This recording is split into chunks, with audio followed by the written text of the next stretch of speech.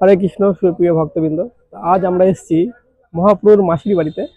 তাই মাসির বাড়িটা আপনাদের আজ ঘুরে ঘুরে দেখাবো। আপনারা আসুন, দেখেন এই যে মাতা বীরযোগীর যে বাড়ি, সেই বাড়িটাতে যে দর্শনীয় স্থানগুলো আছে সমস্ত কিছু আপনাদের ঘুরে ঘুরে দেখাবো। শিলা ভক্তি সিদ্ধান্ত সরস্বতী ঠাকুরের সমাধি মন্দির। এটা হচ্ছে গৌরীয় সিংহ পুরুষ, যিনি শিলা প্রপাত, ওনার সমাধি মন্দির।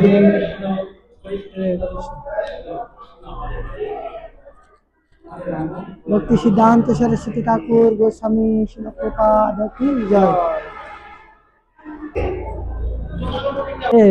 ভক্তি সিদ্ধান্ত সরস্বতী ঠাকুরের সমাধি মন্দির তার ঠিক উল্টো সাইডে একদম ঠিক সামনাসামনি রয়েছে শ্যামকুণ্ড।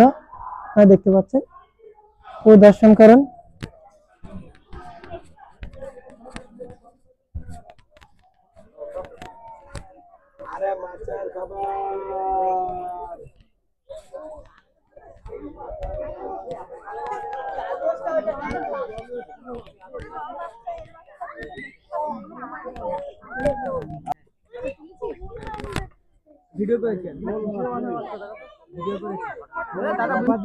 শ্যামকুণ্ডের মধ্যে কত সুন্দর মৎস্য চাষ করা হয়েছে। এই যে মাছগুলা দেখছেন, এগুলো কোনো সাধারণ মাছ বা কোনো প্রাণী না, এগুলো হচ্ছে দামের। কোন কোন স্বীকৃতির ফলে এই দামে জন্মগ্রহণ করেছে, তার জন্য তার এই দিব্য কুণ্ডে তার বসবাস। আপনারা দেখতে পাচ্ছেন কত সুন্দর। অন্যান্য পুকুরে হলে ওদেরকে মেরে মেরে খেয়ে নিত, কিন্তু এই কুণ্ডের তার বাসের কারণে, সে কুণ্ডে বাস করতে পারার কারণে তাকে ভগবান শ্রী শ্যাম সুন্দর ভগবান তাকে সুরক্ষা প্রদান করে। সে অনেক সুকৃতিবান, সে শ্যামকুণ্ডে বাস করতে পারে। হরে কৃষ্ণ, আপনারা দর্শন করুন।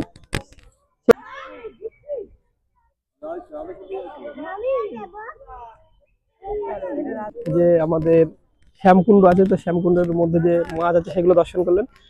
আমরা এখন দর্শন করবো আপনাদেরকে গান্ধার গিরি। যে দেখতে পাচ্ছেন, এটা হচ্ছে আমরা দামোদর অষ্টকমের মধ্যে গাই, ছিল সরস্বতীর পানদন হে জয় গান্ধার বৃক্ষ গিরিধারী, গান্ধার বৃক্ষ গিরিধারী রাধে। সে গান্ধার বৃক্ষ গিরিধারী ভগবান এই মন্দিরের মধ্যে অবস্থান করছে।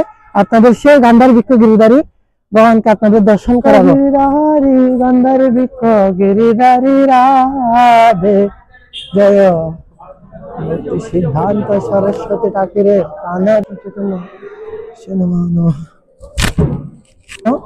কোন দামে বা কোন জায়গায় আসলে সেই দিব্য দামটি পরিক্রমা করতে হয় 4 বার। তার জন্য আমরা পরিক্রমা করছি, আপনারা দেখতে পাচ্ছেন। হরে কৃষ্ণ। মহাপ্রভুর মাসির বাড়ি আসতে আমার খুবই ভালো লাগে। আমি এমনি এখানে ছোটবেলা থেকে আসি। আমি এখন যেখানে দাঁড়িয়ে আছি, আমার পেছনে যে বিগ্রহ রাখা আছে মন্দিরে, সেগুলো গান্ধার বৃক্ষ গিরিধারী। এই পরিবেশটা খুব শান্ত। আর এখন এই শীতকালে মানে বুঝতে পারছি সমস্ত বাইরের ভক্তদের আগমন হয়। আপনারা আসবেন, মায়াপুরে আসলে অবশ্যই নিমাইয়ের যে মহাপ্রভু মাসির বাড়ি আছে সেখানে আসার চেষ্টা করবেন। এটা আমরা এখন আপনাদের যে স্থানটা দর্শন করাবো সেটা হলো শিল প্রভুপাদ ভক্তি সিদ্ধান্ত সরস্বতী ঠাকুরের, এটা হলো ভজন কুটির।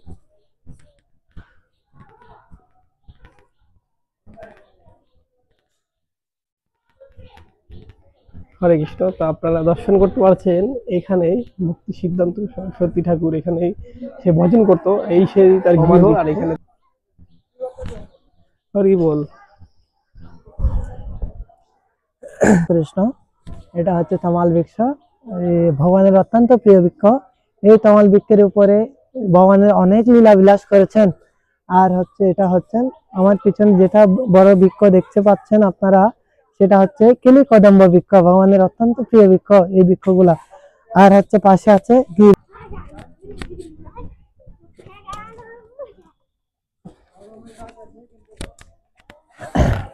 এবং যারা বৃন্দাবনে গিয়ে যাদের সামর্থ্য নেই, যারা গিরিরাজ পরিক্রমা করবে 21 কিলোমিটার, তারা এই সুদাম মায়াপুরে এসে মাসির বাড়িতে এসে এই গিরিরাজ তারা যে 7 বার পরিক্রমা করে সেই গিরি উদ্যান গিরিরাজ ভগবানকে একবার পরিক্রমা করার ফল সে তৎক্ষণাৎ প্রাপ্ত হবেন। হরি বল। হরে কৃষ্ণ কৃষ্ণ কৃষ্ণ হরে হরে, হরে রাম রাম রাম হরে হরে। জয় জয় গিরিরাজ ভগবান কি জয়।